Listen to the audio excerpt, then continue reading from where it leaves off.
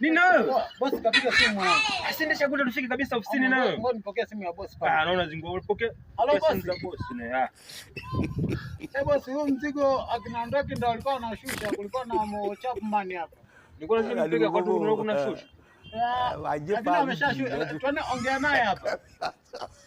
Ongea kwa simu, ongea na bosi hapa.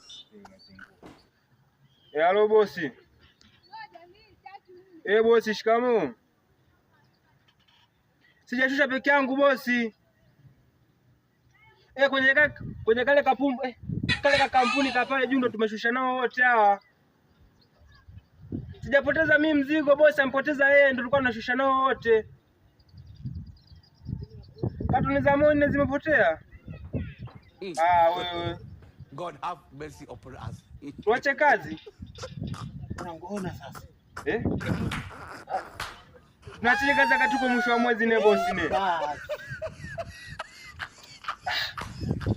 Wewe ndio umechonganisha sana wewe. Mwanangu, Umezingo. Wewe umechonganisha. Mwanangu. Unanipe langu. Mimi kuacha kazi niko tayari, unipe langu. Shika simu yako. Shika simu yako ndaga na muta. Unanipe langu bwana.